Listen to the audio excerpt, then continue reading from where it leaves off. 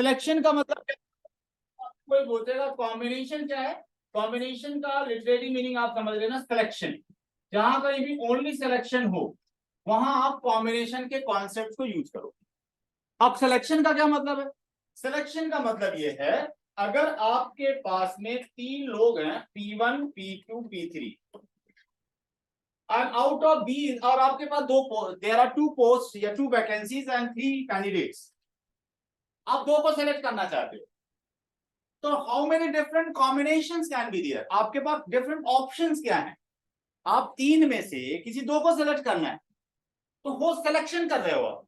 हो सकता है कि आपने P1 एंड P2 को सेलेक्ट किया हो सकता है कि P1 एंड P3 को सेलेक्ट कर लिया हो सकता है कि आपने P2 एंड P3 को सेलेक्ट कर लिया। और कोई तरीका क्या है, और कोई ऑप्शन है क्या आपके पास? नहीं।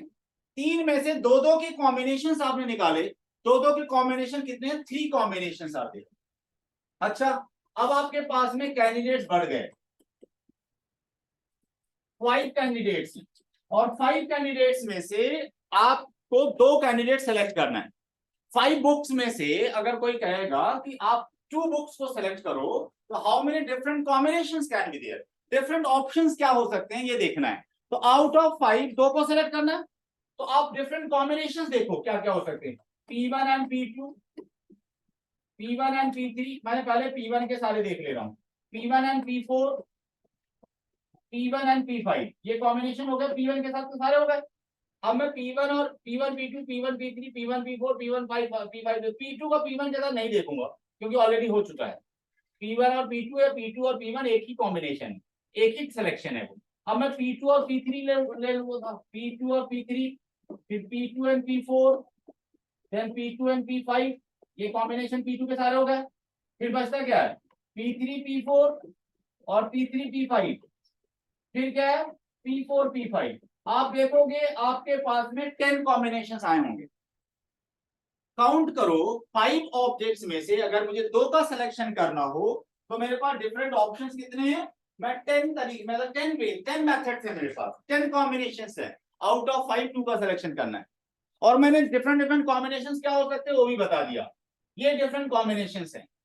तो इस तरीके से अगर कोई बोलता है कि भैया 5 ऑब्जेक्ट्स हैं, 5 कैंडिडेट्स में से मुझे 3 को सेलेक्ट करना है, तो अगर 3 को सेलेक्ट करूंगा तो different combination P1 P2 P3, P1 P3 P4, P1 P4 P5, फिर P2 P3 P4, different combinations में लिखूंगा।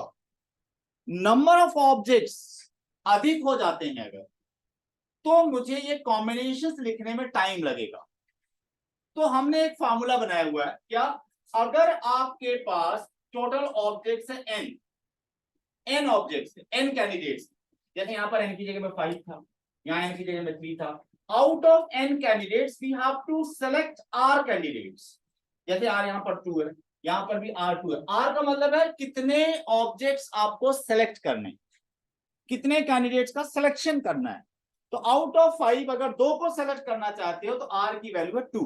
n क्या है? Total number of candidates, r है number of candidates you want to select, और यहां पर combinations of r objects out of n ऐसे लिखते हैं। इसको हम ऐसे भी लिखते हैं NCR। NCR का मतलब होता है combinations of r objects out of n। r है number of candidates you want to select. जैसे मैं 5 में से कोई 2 को सेलेक्ट करना चाहता, ठीक है, तो r इज इक्वल टू 2 हो जाएगा।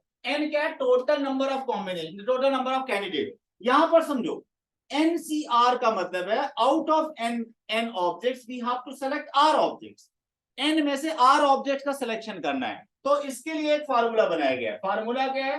फार्मूला है बच्चों इसका, दिस इज इक्वल टू होता है factorial n upon factorial n minus r into factorial r। Factorial n ऐसे भी लिखा जाता है और ऐसे भी लिखा जाता है। यहाँ पर एक लाइन लिखोगे ना, 3 फैक्टोरियल, यहाँ थोड़ा सा डॉट लगाना है, बड़ी सी लाइन लिखना है, इसको पढ़ते हैं फैक्टोरियल 3। फैक्टोरियल 3 का मतलब होता है 3 से स्टार्ट करो, एक एक कम करते चले जाओ, 1 तक जाना है। फैक्टोरियल 7 कहीं लिखा हुआ है, इसका मतलब है 7 into 6 into 5 into 4 into 3 into 2 into 1, ये होता है फैक्टोरियल 7। तो ये आपको फैक्टोरियल 7 फैक्टोरियल 3 का मीनिंग समझ में आ गया। ये फार्मूला है एनसीआर का, ये फार्मूला आप नोट करिए, फैक्टोरियल का मीनिंग लिख लीजिए। अब आप अगर यहां अप्लाई करते, सुनो अभी रुक जाओ, अगर 5 कैंडिडेट्स में से 2 को सेलेक्ट करना था, टोटल कॉम्बिनेशंस पता करना चाहते हो, तो अकॉर्डिंग टू दिस फार्मूला क्या आता, 5 में से 2 के कॉम्बिनेशन, 5 में से 2 के कॉम्बिनेशन, वो कितने हो जाते फार्मूला के according, factorial 5 upon 5 minus 2 factorial into 2 factorial. Now you want to calculate this. अब आप इसको कैलकुलेट करना चाहते हो, ये जो फार्मूला में वैल्यूज रख दी है, इसका कैलकुलेशन समझना, अभी आपको टाइम दूंगा नोट करने के लिए। आप इसका अगर फार्मूला अप्लाई करोगे तो देखो ये हो गया आदित्य फैक्टोरियल 5, 5 माइनस 2 फैक्टोरियल का मतलब है 3 फैक्टोरियल, 5 माइनस 2 फैक्टोरियल का मतलब है 3 फैक्टोरियल, ये हो गया 3 फैक्टोरियल और ये हो गया 2 फैक्टोरियल। और इसके बाद अब क्या आएगा, फैक्टोरियल 5 को क्या लिख सकते हो, 5 इंटू 4 इंटू, कहीं पर भी रोकना चाहो रोक दो। देखो 7 फैक्टोरियल का मतलब था 7 इंटू 6 इंटू में 5 फैक्टोरियल को रोक देता तो आगे का ऑटोमेटिक लिख जाता ना, तो यहाँ पर आप रोक सकते हो किसी भी फैक्टोरियल पर।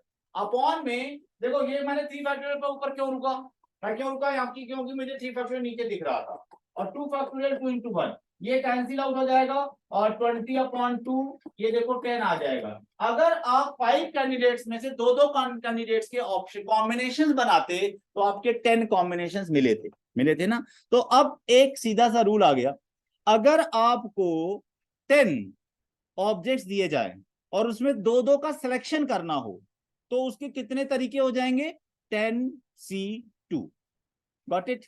अब ये बात हमने क्यों सीखी, बताता हूं, पहले ये नोट करो।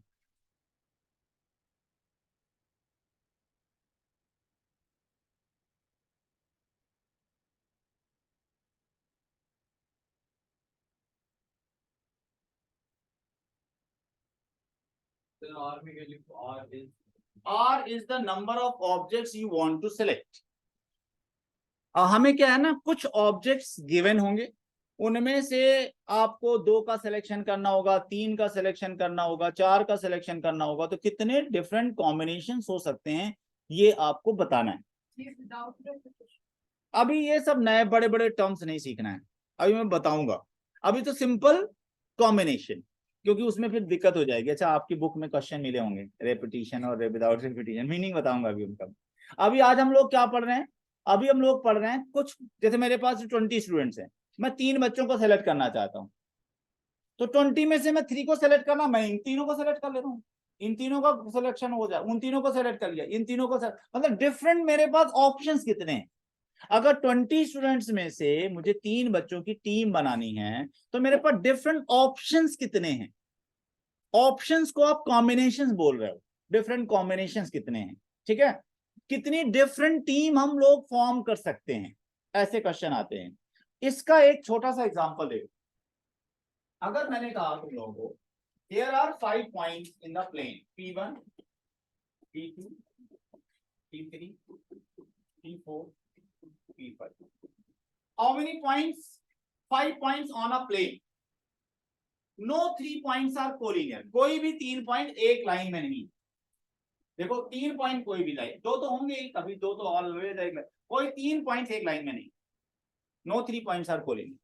अच्छा आपसे पूछा जाए कितनी टोटल लाइंस आप ड्रॉ कर सकते हो, how many lines you can obtain from these points. 5 points हैं प्लेन में, आप कितनी लाइंस बना सकते हो, how many lines you can obtain.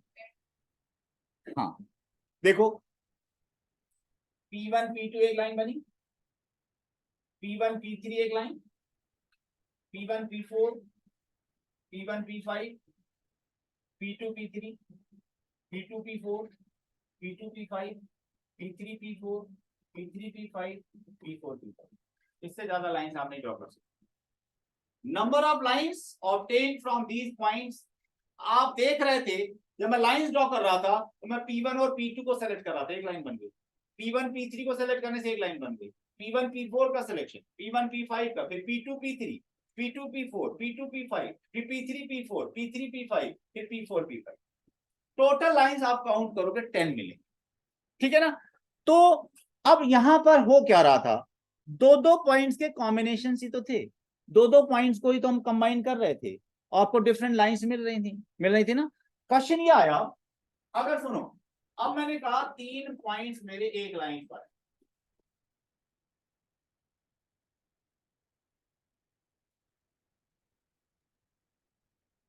अब आपके पास 5 पॉइंट्स हैं और उनमें से मैंने 3 पॉइंट्स को एक लाइन में बना दिया।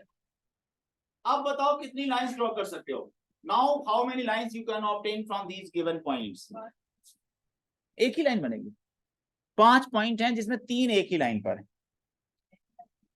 10 बनेगी। कैसे?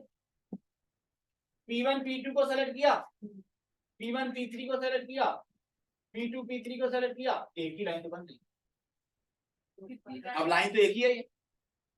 अगर एक 3 पॉइंट एक लाइन पर है, 5 पॉइंट एक लाइन पर बनो तो कितने लाइन बना सकते हो? एक ही बन सकती। तो जो पॉइंट्स कोलिनियर है उनसे तो एक ही लाइन बनेगी। उनके आपस में कॉम्बिनेशंस कितने थे? P1 P2 P1 P3 P2 P3, 3 combination हो गए, पर उन 3 से तो एक ही लाइन बनी। अब P1 P4 P1 P5 P2 P4 P2 P5 P3 P4 P2 P3 P5 और P8। अब लाइन बताओ कितनी है? एक। थोड़ा हाँ, कितनी? 8। 1 2 3 4 5 6 7। सर 8 8 है। सर 8 है। 1 2 3 4 5 6 7 8 लाइंस। 8 लाइंस। तो नंबर ऑफ लाइंस 8 आ गए। अभी तो मैंने पॉइंट्स कम लिए थे। अब मैं अगर अच्छा ये काउंट करके थोड़ा बता पाओगे आप? लिखो एक question. There are 7 points on a plane. There are 7 points on a plane out of which 4 points are collinear. 4 points are collinear. 4 points are collinear. How many lines can be obtained from these given points? How many lines can be obtained from these given points? Question clear है सबको?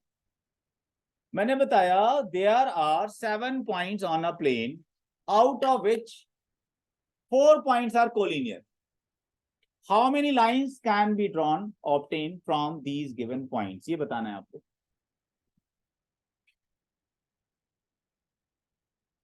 बताओ अब क्या करोगे? ये वाला नहीं है, ये तो काउंट कर दिया था अभी। अभी तो मैं आपको रूल बताऊंगा। रूल वाला से नहीं आया? रूल वाले में क्या किया आपने?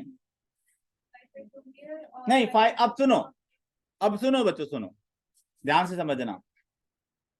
कितने पॉइंट्स है यहाँ पर? 5 पॉइंट्स। 5 पॉइंट, इधर सुनो बच्चों, इधर सुनो। 5 पॉइंट्स में से टोटल लाइंस कितनी बन सकती थी? अगर कोई कंडीशन नहीं होती, कोई भी 2-3 पॉइंट्स कोलिनियर नहीं होते तो कितनी लाइंस बनती? 5C2। तो टोटल लाइंस तो बनेगी 5C2 माइनस। अब देखो 5C2 में 5 जो पॉइंट्स थे उनमें से 2-2 पॉइंट के सारे कॉम्बिनेशन इंक्लूडेड है। उनमें P1 P2 P1 P3 P2 P3 भी इंक्लूडेड है। तो जो जितने पॉइंट्स आपके कोलिनियर हैं उनके आपस में 2-2 पॉइंट के जितने कॉम्बिनेशन हो सकते हैं वो हटाना पड़ेगा, वो भी इसमें इंक्लूडेड है। तो 3 पॉइंट जो कोलिनियर थे उनके आपस में 2-2 पॉइंट के कॉम्बिनेशन कितने थे? 3। मतलब जो पॉइंट कोलिनियर थे उनके आपस में जो कॉम्बिनेशन थे P1 P2 P1 P3 P2 P3 वो सारे कॉम्बिनेशन मैंने हटा दिए। मतलब उनसे जो लाइन बन रही थी वो सारी डिलीट हो गई, बट उनसे एक लाइन तो बन रही थी ना। आपने तो सारी लाइन हटा दी। P1 P2 P1 P3 P2 P3 3 line बननी थी, वो तीनों माइनस कर दी आपने। तो उन जो पॉइंट्स कोलिनियर थे उनके आपस में जितने कॉम्बिनेशन थे 2-2 पॉइंट्स के वो सारे डिलीट कर दिया आपने। तो ठीक है, बट उनसे एक लाइन तो ऑलवेज बनेगी ना, तो वो लाइन आपको प्लस करनी पड़ेगी। अब बताओ आंसर कैलकुलेट करना। 5C2 क्या था? 10 था। 3C2 कैलकुलेट करना 3 आएगा और +1 कितना आया? 8। तो क्या करना होता है आपका? सिंपल तरीका क्या हो गया, पहले जितने भी गिवन पॉइंट्स हैं उनसे टोटल लाइंस कितनी बन सकती हैं, टोटल कॉम्बिनेशंस कितने हो सकते हैं वो पता कर लो। पता कर लिया? माइनस जो पॉइंट्स कोलिनियर थे एक ही लाइन पर थे उनके आपस में 2-2 पॉइंट के जितने कॉम्बिनेशन सारे माइनस कर दो। क्यों? क्योंकि जो पॉइंट एक लाइन में होंगे उनके कॉम्बिनेशन क्या थे? P1 P2 एक कॉम्बिनेशन, P1 P3 दूसरा कॉम्बिनेशन, P2 P3 तीसरा कॉम्बिनेशन। आपने तो 3 लिख रखा है इसके अंदर, वो सारे कॉम्बिनेशन 5C2 में इंक्लूडेड हैं। बट उनसे तो आपकी 3 लाइन नहीं बन रही थी बेटा। 3 में से 2-2 पॉइंट के कितने कॉम्बिनेशन हो सकते हैं? जो पॉइंट कोलिनियर थे उनके आपस में 2-2 पॉइंट के कितने कॉम्बिनेशन? 3C2, वो सारे माइनस कर दिया। बट उनसे मतलब उनसे आपस में जितनी भी लाइंस बन रही थी वो सारी डिलीट कर दिया आपने। बट एक तो बनती है ना, वो तो आपको प्लस करनी पड़ेगी ना, ठीक है ना। तो आपका आंसर आ गया। हाँ 2 factorial 2 factorial 4 factorial नहीं। अच्छा ये बच्चों अब आपका जो क्वेश्चन है उसकी बात कर लेते हैं। आपको जो मैंने क्वेश्चन दिया है वो क्या दिया? कितने पॉइंट है प्लेन में? 7। कितने पॉइंट कोलिनियर है? 4। P1 P2 P3 P4 और फिर आपका यहाँ पर P5 आया, यहाँ P6 आया और P7 आया। अब बच्चों आपके 7 पॉइंट्स हैं, 7 पॉइंट में से 4 पॉइंट्स आर कोलिनियर। तो कितनी लाइंस बना सकते थे out of these point? Simple तरीका क्या है, 7 पॉइंट्स के 2-2 points, out of 7 point 2-2 points के कितने कॉम्बिनेशन हो सकते हैं? 7C2। 7 पॉइंट्स के 2-2 points, out of 7 points 2-2 points के कितने कॉम्बिनेशन हो सकते थे? 7C2। अच्छा अब आपने ये जो 4 पॉइंट कोलिनियर है इनके कॉम्बिनेशन भी इसमें इंक्लूडेड है भाई। P1 P2 P1 P3 P1 P4 P2 P3 P2 P4 सब यहाँ इंक्लूडेड है। 7C2 तो सारे कॉम्बिनेशन को रिप्रेजेंट करता है ना। तो जो पॉइंट्स कोलिनियर हैं उनके आपस में 2-2 पॉइंट्स के जितने कॉम्बिनेशन से डिलीट करना पड़ेगा। कितने? 4C2। बट उनसे एक लाइन तो बनेगी, तो 1 प्लस करोगे। आप कैलकुलेट करो 16। कैलकुलेट करें 7C2 कितना है? 7 factorial upon 7 minus 2 factorial into 2 factorial. मैं अब सिंप्लीफाई कर रहा हूं। और माइनस 4C2 कैलकुलेट करो, factorial 4 upon 4 minus 2 factorial into 2 factorial plus 1। अब ये क्या आया? ये आया 7 फैक्टोरियल अपॉन 7 माइनस 2 फैक्टोरियल मतलब 5 factorial into 2 factorial minus 4 factorial upon 4 minus 2 factorial मतलब 2 फैक्टोरियल इंटू 2 फैक्टोरियल प्लस 1। अच्छा ये ऐसे ही बोल रहा था कि यहाँ कोई कैलकुलेशन आया था। अब देखो आपको ये कैलकुलेशन सीखना है। कैलकुलेशन कैसे करना है बताया था बच्चों। आप क्या करो, न्यूमरेटर में जो फैक्टोरियल 7 है उसको लिखो 7 into 6 into factorial 5 upon factorial 5 into 2 factorial को 2 इंटू 1 लिख दो माइनस फैक्टोरियल 4 को 4 इंटू 3 इंटू 2 फैक्टोरियल लिखो अपॉन 2 फैक्टोरियल एक लिखा रहना तो 1 इंटू 2 इंटू 1 और प्लस 1 फैक्टोरियल 5 कैंसिल आउट। ये कितना आया? इससे आप क्या करो 3 कर दो 21 तो ये हो गया माइनस फैक्टोरियल 2 कैंसिल आउट 2 से आपने कैंसिल कर 6 प्लस 1 कितना आया? 16 करेक्ट आंसर।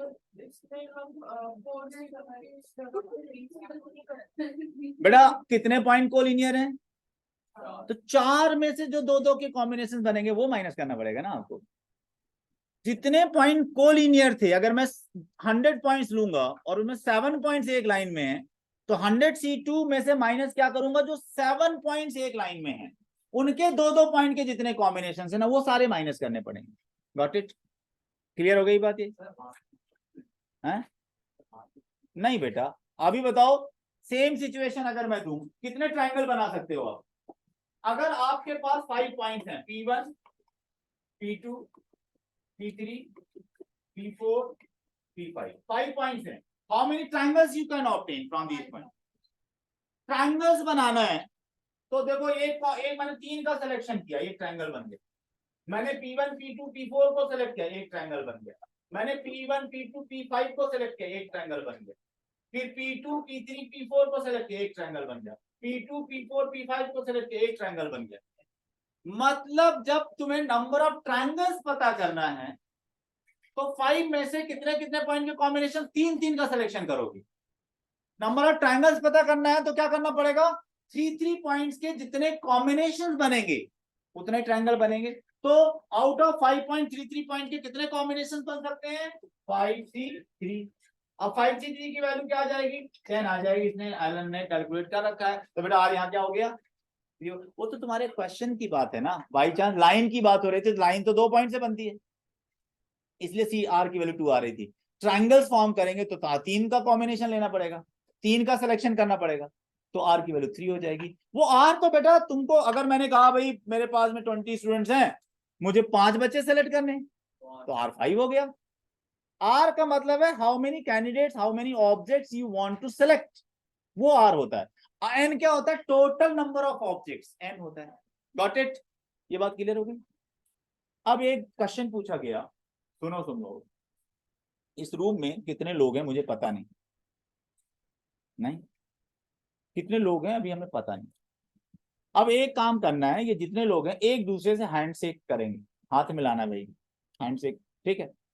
इसने हैंडशेक सबसे किया, इसने भी सबसे किया, तो number of handshakes were recorded at 66। कैमरे ने बता दिया 66 हैंडशेक्स। कितने लोग थे रूम में? उस रूम में हैं कितने लोग? Very good. हमें पता नहीं है कितने लोग हैं, तो हमने कहा let there are N candidates. N में से दो दो के कॉम्बिनेशन ही होंगे ना हैंडशेक्स। नंबर ऑफ हैंडशेक्स क्या होगा? इसका इसके साथ कॉम्बिनेशन, ये दो दो का कॉम्बिनेशन ही तो है, तो NC2 इज इक्वल टू 66।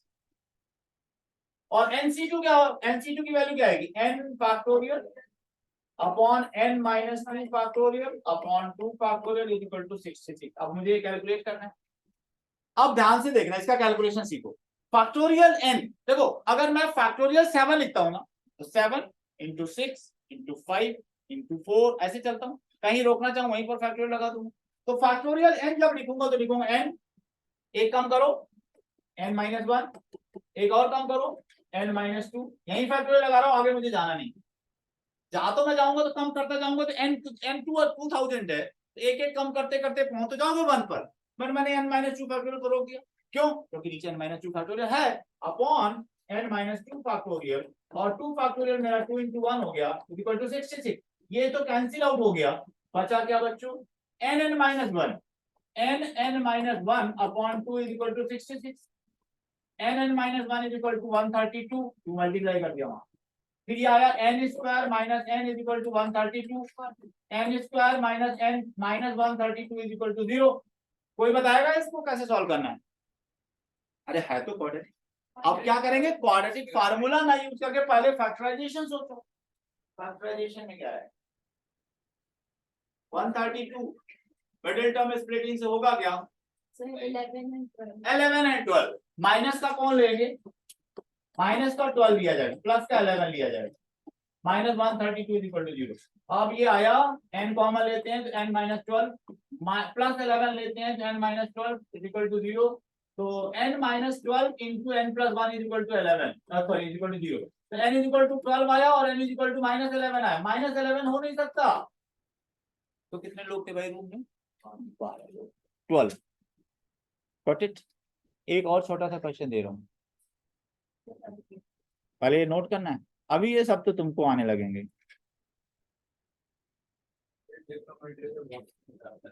ये बहुत अच्छा चैप्टर है, ट्रिग्नोमेट्री से अच्छा ही अच्छा मिलना है तुमको। हाँ उसमें हम बोर हो रहे थे वैसे, इसलिए मैंने थोड़ा सा इसको चेंज किया। अगर मैं ट्रिग्नोमेट्री पढ़ाता रहता ना अभी, तो फिर वो मजा नहीं आता, इसलिए मैंने कहा थोड़ा आगे बढ़ते हैं। अभी और भी अच्छे अच्छे चैप्टर्स हैं, बायनोमियल थ्योरम है, सीक्वेंस एंड सीरीज मिलेगी, लिमिट्स एंड डेरिवेटिव है। पहले पूरे मार्क्स तो देखी जाए एक बार 11th में है क्या क्या, फिर देखेंगे ट्रिग्नोमेट्री को भी देख लेंगे। दायरा थोड़ा बढ़ाया जाए अभी,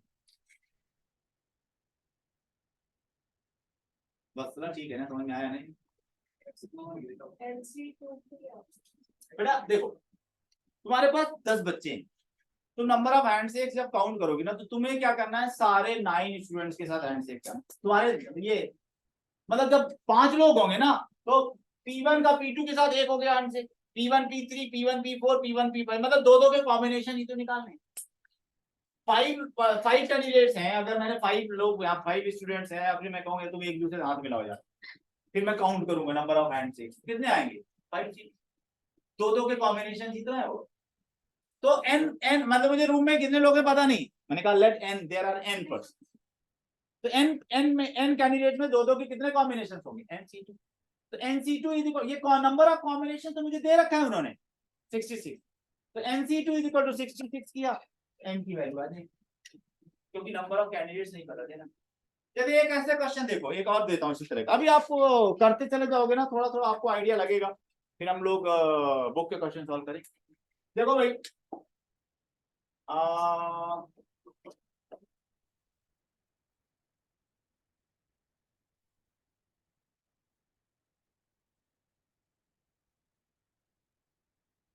और 44 फाइंड नंबर ऑफ साइड, कोई छोटी नंबर ऑफ डायगोनल्स, एक पॉलीगन में नंबर ऑफ डायगोनल्स गिवन है 44,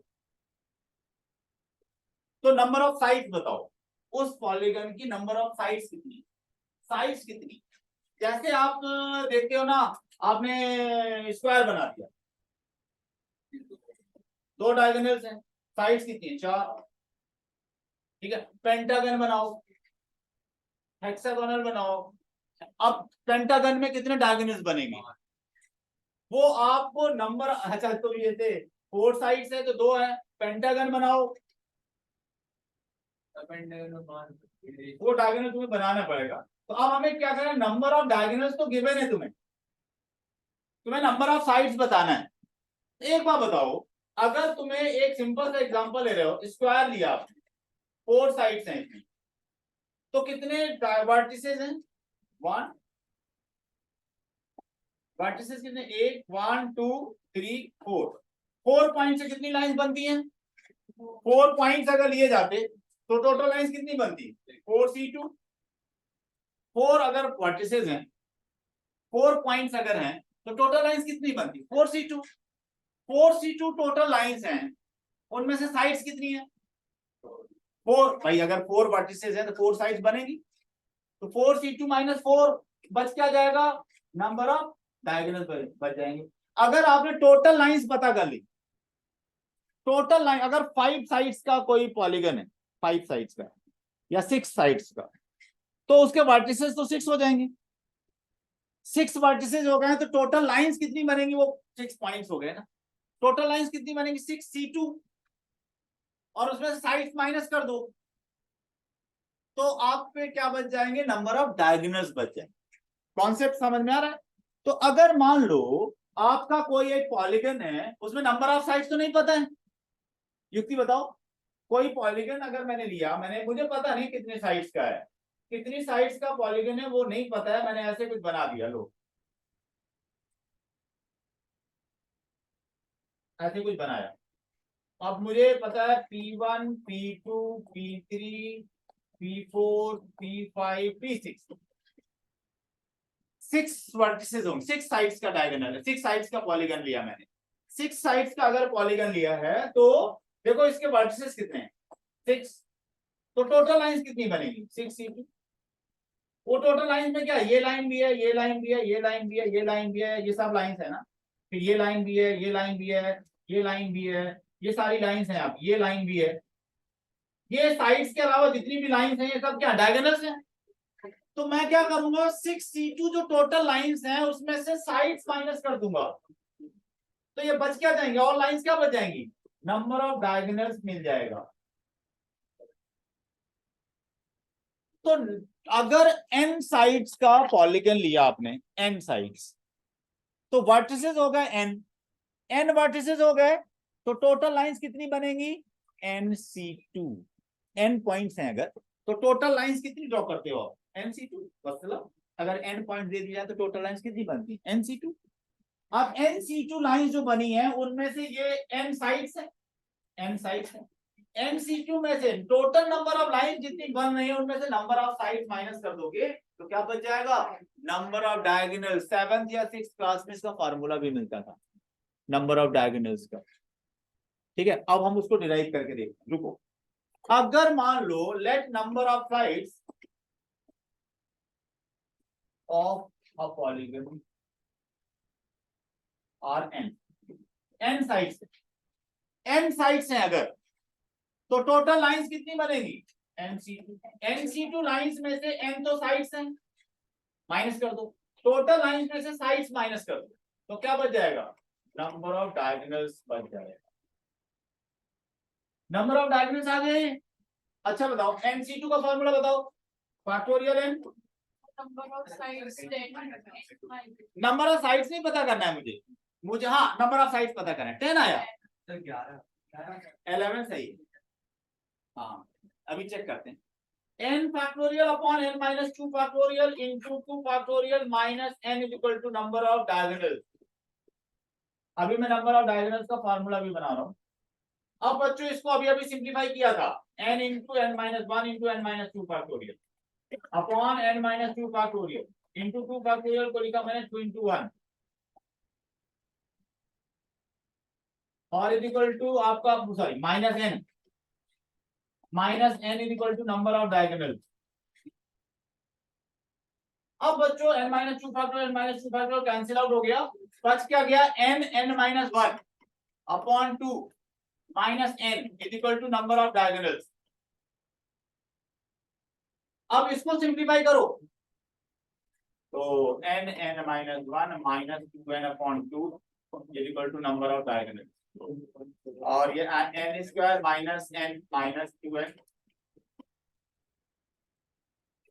n स्क्वायर माइनस 3n ये होता फार्मूला। नंबर ऑफ डायगोनल्स का फार्मूला आया n square minus 3n by 2।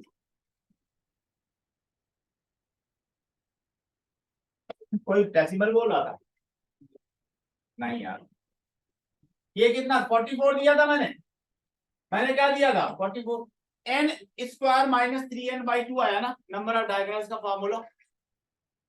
पीछे चले जाओ, चलो यहाँ आ जाओ बच्चों। तुम लोगों को अब थोड़ा स्लो हो जाते हैं, इसको दिक्कत हो रही है नहीं हो रही, समझ में आ रहा है? इधर आ जाओ।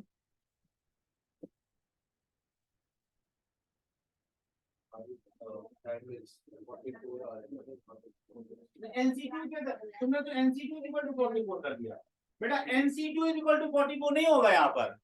NC2 तो टोटल लाइंस बनेगी, उनमें से साइड्स माइनस करो n तब नंबर ऑफ डायगोनल्स आएगा। तुमने तो total lines is equal to 44 कर दिया। तो ये जो मैं ये वाला 19.7 पारस तुम क्यों यार गुस्से में लग रहे हो आज? समझ में नहीं आ रहा क्या? बिल्कुल भी आ रहा है ना? गुड आ रहा है। तुम तो सीनियर हो, मैं बताता हूँ। एक बार बताओ, मान लो तुम्हारे पास में एक कोई ऐसा लेते हैं पॉलीगन, यहाँ पर मैं बना के दिखाता हूँ। कितनी साइड्स हैं? 6 P1 P2 P3 P4 P5। तो अगर 6 साइड्स हैं ना तो 6 वर्टिसेस हैं। अब ये जो 6 पॉइंट्स हैं इनसे तुम टोटल लाइंस कितनी ड्रॉ कर सकती हो? एक तो ये तुमने ड्रॉ कर रखी है, कुछ और ड्रॉ करो। P1 P2 तो ले रखा है, तो P1 P3 भी लूंगा मैं, P1 P4 भी लूंगा, P1 P5 भी लूंगा, P1 P6 तो ले रखा है। फिर P2 P1 तो हो चुका, P2 P3 भी हो चुका, P2 P4 भी लूंगा, P2 P5 P2 P6। अब P3 का जो है सिलेक्शन इसके साथ हो चुका, इसके साथ हो चुका, इसके साथ हो चुका, इसके साथ तो आएगा, इसके साथ भी आएगा। P4 का तो सबके साथ हो चुका है, इसके साथ नहीं हुआ, P6 के साथ नहीं हुआ, और P5 का आप सबके साथ हो चुका है। तो बेटा अब टोटल लाइन बनाओ, कितनी है? तुम काउंट मत करो, टोटल लाइन जो 6 पॉइंट थे ना, 6 पॉइंट में से 6 C2 लाइन बनी होगी। 6 C2 टोटल लाइंस हुई ना, मतलब 6 वर्टिसेस हैं तो टोटल लाइंस कितनी बनेगी? 6 C2। उनमें से साइड्स कितनी है? 6। ये साइड हटा दो। अगर 6 वर्टिसेस थे तो 6 साइड्स हैं, उसमें से साइड हटा दोगी तो क्या बच जाएंगे? ये क्या है? ये सारे डायगोनल्स हैं। क्या बच जाएंगे? डायगोनल। तो नंबर ऑफ डायगोनल्स बन गए ना। अब तुम यहां से 6C2 माइनस 6 करोगी, कैलकुलेट करोगी तो जितने डायगोनल्स है उसका नंबर आ जाएगा। इसने कहा 9 कैलकुलेशन करके बता दो। तो तुम्हारे पास कॉन्सेप्ट ये आ गया कि मान लो n साइड्स हैं, n साइड्स हैं तो वर्टिसेस कितने हो जाएंगे? n वर्टिसेस हो गए। n वर्टेक्स हो गया, अगर n वर्टिसेस हो गया तो टोटल लाइंस कितनी बनेगी उनसे, nc2 माइनस साइड्स माइनस करके n इज इक्वल टू क्या बना, number of diagonals. So number of diagonals का फार्मूला क्या हो गया, nc2 माइनस n। अध्ययन बताओ, नंबर ऑफ डायगोनल्स का फार्मूला समझ में आ गया। नंबर ऑफ डायगोनल्स का फार्मूला क्या आया, nc2 माइनस n। क्लियर। अब तो तुमको ये सिंप्लीफाई करना आता है, nc2 minus n is equal to 44।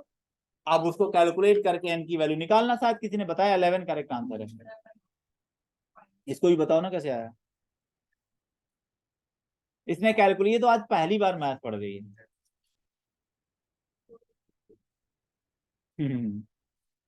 ये सोच रही हो अच्छा मैथमेटिक्स में ऐसा कुछ होता है। टफ नहीं होती है मैथमेटिक्स, सब्जेक्ट सबसे आसान होता है जिस दिन समझ में आ गया। उसको डरा रहा है। अरे बेटा ट्रिग्नोमेट्री भी किसी किसी की बहुत अच्छी होती है। अच्छा सुन, अध्ययन में सिखा दूंगा, सिखा दूंगा।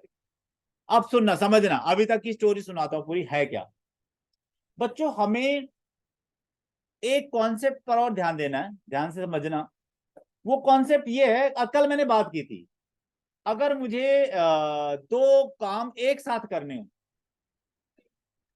तुम्हें नहीं पता ना, मैं तुम्हें बताता हूँ। जैसे देखो, एक प्लेस ए है और एक प्लेस बी है और एक प्लेस सी है। ए से बी तक पहुंचना है अगर, तो तुम्हारे पास देयर आर टू रूट्स, ऐसे जा सकते हो, या ऐसे जा सकते थे और एक ऐसे जा सकते। और बी से सी तक पहुंचने के लिए तुम्हारे पास थ्री रूट्स, एक ऐसे जाओ और एक ऐसे जाओ और एक ऐसे ऐसे घूमते हुए। अभी रुको, मतलब ए से बी तक के लिए दो है, टू वे, और बी से सी तक के लिए there are three way. Clear. अब तुमको देखना है, अगर मैं ए से सी तक पहुंचना चाहता हूं तो मेरे पास कितने डिफरेंट ऑप्शंस, ये बताएगी। ए से बी तक के लिए दो हैं और बी से सी तक जाने के लिए देयर आर थ्री रूट्स। तुम्हें ए से सी तक पहुंचना है तो कितने डिफरेंट रूट्स हैं, ए से सी तक पहुंचना है तो ए से बी तक के लिए कितने रूट्स हैं, दो, और बी से सी तक के लिए ऐसे जाओ ऐसे जाओ ऐसे जाओ। अब तुम ए से सी तक पहुंचो, कितने रूट्स हैं, हाँ ठीक है, और तीसरा एस, हाँ टोटल कितने हैं,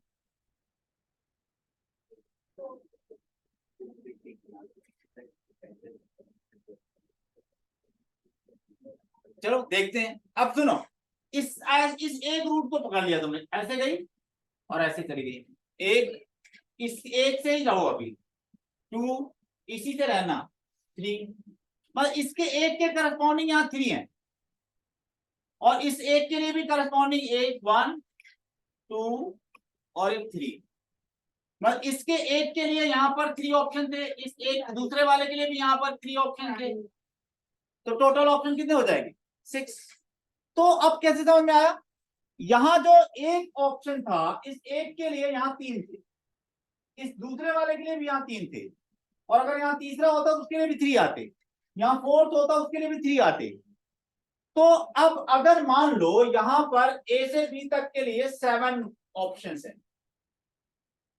और बी से सी तक के लिए 9 ऑप्शंस हैं, अब मैं ए से सी तक पहुंचना चाहता हूं तो डायरेक्ट आप 7 इंटू 9 कर दो, 63 रूट्स विल बी देयर। कैसे, क्योंकि इसमें एक ऑप्शन ए से बी तक के लिए जो एक रूट है ना मेरा, एक के लिए वहां 9 मिल जाएंगे, दूसरे वाले के लिए भी वहां 9 मिल जाएंगे, तीसरे वाले के लिए 9 मिल जाएंगे, तो इस तरह से 7 के लिए और 7 के लिए 9 है, तो टोटल कितने हो जाते हैं 63। इसको हम बोलते हैं मल्टीप्लीकेशन। मल्टीप्लीकेशन रूल ये कहता है, if you can perform one work, one operation in m ways, एक काम को आप m तरीके से कर सकते हैं, दूसरे को आप n तरीके से कर सकते हैं, when you perform these work simultaneously, एक साथ जब परफॉर्म करो, एक साथ ऑपरेशन करोगे तो m इंटू n वेज मिलेंगे। साइमल्टेनियसली अगर आप इन दोनों काम को करोगे एक के साथ कंबाइन करके दूसरे को, तो टोटल नंबर ऑफ वेज हो जाएंगे, टोटल नंबर ऑफ ऑप्शंस हो जाएंगे m इंटू n। अब इस बात को हम कहां यूज करेंगे, कहां अप्लाई करेंगे, समझना। यहां पर काउंट करो भाई, टोटल स्टूडेंट्स कितने हैं अभी?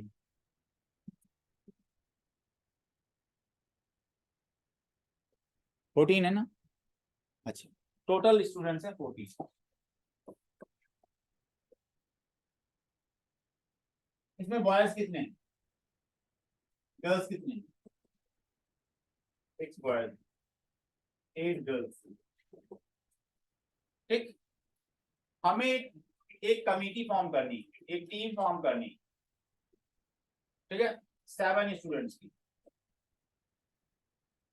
7 स्टूडेंट्स की टीम बनानी है मुझे, इन्हीं बच्चों में से बनानी।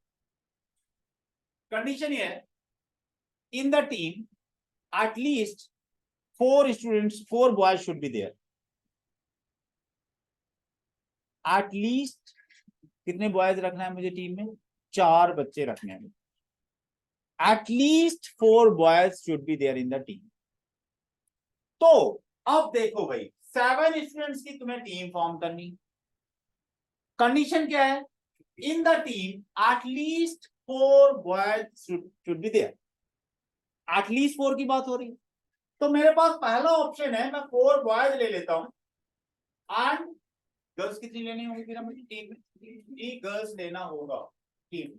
और दूसरा तरीका हो सकता है कि मैं बॉयज 5 लेता हूं और गर्ल्स मुझे लेना होगा 2।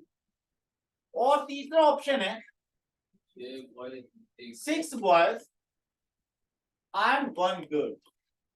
3 ऑप्शंस है मेरे पास। पहला ऑप्शन था, मैं अपनी टीम में 4 बॉयज एंड 3 गर्ल्स रखता हूं। दूसरा ऑप्शन है, मैं अपनी टीम में 5 बॉयज एंड 2 गर्ल्स रखता हूं। तीसरा ऑप्शन है, अपनी टीम में 6 बॉयज एंड 1 गर्ल। अब मेरे पास ऑप्शन है नहीं कि क्योंकि नंबर ऑफ बॉयज लिमिटेड है, 6 है, 6 से ज्यादा तो मेरे पास है नहीं। अब अभी ये तो 3 ऑप्शंस हैं। अब अगर मैं पहले वाले ऑप्शन की बात करूं, मेरे पास जो 6 बॉयज थे उनमें से कोई भी 4 को सेलेक्ट करूंगा मैं, 6 में से कोई 4 का सिलेक्शन करूंगा और 8 गर्ल्स में से कोई भी 3 गर्ल्स का भी सिलेक्शन करूंगा। और उसमें मेरे पास में अब यहां पर आएगा कि मैंने एक बार क्या किया, जो ये बॉयज हैं B1 B2 B3 B4 B5 B6, ये तो मेरे बॉयज हैं। गर्ल्स हैं G1 G2 G3 G4 G5 G6 G7 G8, ये गर्ल्स। 4 बॉयज को सेलेक्ट करना है, 4 बॉयज मैंने सेलेक्ट कर लिया, ये 4 बॉयज और 3 गर्ल्स मैंने ये ले लिया। एक टीम बन गई मेरी। मैंने कहा बॉयज में ये वाले रखता हूँ, टीम गर्ल्स में यही रखता हूँ, बॉयज में ये चारों रखता हूँ, गर्ल्स यही रखता हूँ। फिर मैं क्या करूंगा, बॉयज ये गर्ल्स ये हटाऊंगा, इन तीनों को रखूंगा, फिर मैं इन तीनों को रखूंगा। इस तरह से अगर मैं अलग अलग कॉम्बिनेशन देखूंगा ना, बड़ा टाइम लगेगा और कोई एक कॉम्बिनेशन भी छूट गया तो मेरा आंसर हो जाएगा गलत। इसमें हम वो रूल अप्लाई करते हैं, क्या? आप एक काम करो, पहले 6 बॉयज में से 4 बॉयज को सिलेक्ट करो, और उसके कितने तरीके हो सकते हैं? 6C4। अगर मुझे 6 में से 4 का सिलेक्शन करना हो तो कितने तरीके होंगे? 6C4। 6 स्टूडेंट्स में से, 6 बॉयज में से 4 बच्चों का सिलेक्ट करना, 4 बॉयज को सिलेक्ट करना, तो आपको पता है टोटल कॉम्बिनेशन कितने हो सकते हैं? 6C4 बताया था ना भाई। और आप 8 गर्ल्स में से 3 गर्ल्स को सिलेक्ट कर लो, उसके कितने तरीके हो जाएंगे? 8C3। और ये काम तो एक साथ करना है ना आपको, 4 बॉयज और 3 गर्ल्स को एक साथ कंबाइन करना है ना, तो मल्टीप्लिकेशन रूल लगेगा। तो पहला वाला ऑप्शन है, उसके लिए कितने, अगर मैं ये वाला लेता हूं 4 बॉयज और 3 गर्ल्स रखता हूं टीम में, तो मेरे कितनी डिफरेंट टीम बन सकती हैं? 6C4 into 8C3। अच्छा, अगर मैं दूसरा वाला ऑप्शन लेता हूं, और का मतलब होगा प्लस, अब पहले वाले ऑप्शन की बात हो गई, इतनी टीम बन जाएगी। अगर मैं ये वाला कॉम्बिनेशन रखता 5 बॉयज और 2 गर्ल्स, तो 5 बॉयज और 2 गर्ल्स एंड लगा है ना, एंड का मतलब ये दोनों सिलेक्शन एक साथ होगा। तो 5 बॉयज अगर सिलेक्ट करना, 6 में से कितना होगा? 65 into out of 8 2 girls 8C2 plus तीसरा वाला ऑप्शन ये है, तीसरा वाला क्या हो जाता 6C6 एंड 8C1। अब मैं कैलकुलेशन के पॉइंट ऑफ व्यू से कुछ शॉर्टकट्स बता रहा हूं। अगर कभी NCN आए, NCN जैसे 6C6 आया था, इसकी वैल्यू ऑलवेज 1 आएगी। अब NCN को 1 लिख दिया था। और कभी MC1 आए, जैसे 7C1 आ जाए तो ये 7 आएगा, N आएगा। कहीं 0 फैक्टोरियल आए, 0 फैक्टोरियल को 1 लिख देना, 1 फैक्टोरियल को 1 लिख देना, बस। हाँ बेटा, 0 फैक्टोरियल अभी मैं आपको डिराइव करके दिखाऊंगा, उसकी वैल्यू 1 आएगी। मैं एक अभी कॉन्सेप्ट वाइज डिराइव करूंगा, ठीक है। तो 0 फैक्टोरियल कहीं भी मिले तो अभी आप उसको याद कर लेना, 1 होगी इसकी। और 1 फैक्टोरियल 1 आएगी, 7 NC1 N आएगा और NCN 1 आएगा। एक और चीज है, NCR जो होता है ना, NCN माइनस R के इक्वल होता है। NCR किसके इक्वल होता है, ये फार्मूला भी आपको बताए जाएंगे डिराइव करके। NCR और NCN माइनस R मतलब क्या है इसका, 7C3 है ना, 7C3 कैलकुलेट कर लिया, ये किसके इक्वल आएगा 7C7 माइनस B, मतलब 7C3 और 7C4 की वैल्यू इक्वल आएगी। क्यों आएगी देखो, फार्मूला से ही पता चल। 7C3 का कैलकुलेशन करो, factorial 7 upon 7 minus 3 factorial into 3 factorial. 7C4 का करो, 7 फैक्टोरियल अपॉन 7 माइनस 4 3 फैक्टोरियल हो जाएगा इंटू 4 फैक्टोरियल, सेम आता है। मतलब NCR और NCN माइनस R। अगर कहीं आपने 7C2 कैलकुलेट कर लिया तो 7C5 के इक्वल आएगा, तो कुछ कैलकुलेशंस बच जाते हैं। आप 7C2 कैलकुलेट कर चुके तो 7C5 नहीं करूंगा, 7C3 कर चुके तो 7C4 नहीं करूंगा। एक क्वेश्चन आपकी बुक का सॉल्व कर,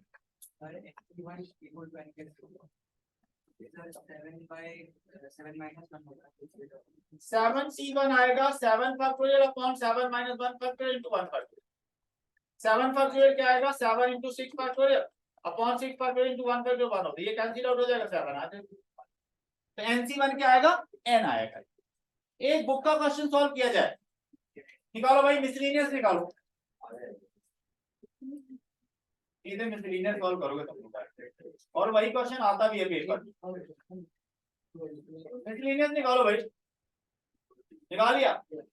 और मिसलेनियस का क्वेश्चन नंबर 3 बताओ, 3 सॉल्व करो, 3 पार्ट है उसमें। क्वेश्चन नंबर 3 मिसलेनियस का क्वेश्चन नंबर 3 सॉल्व करो।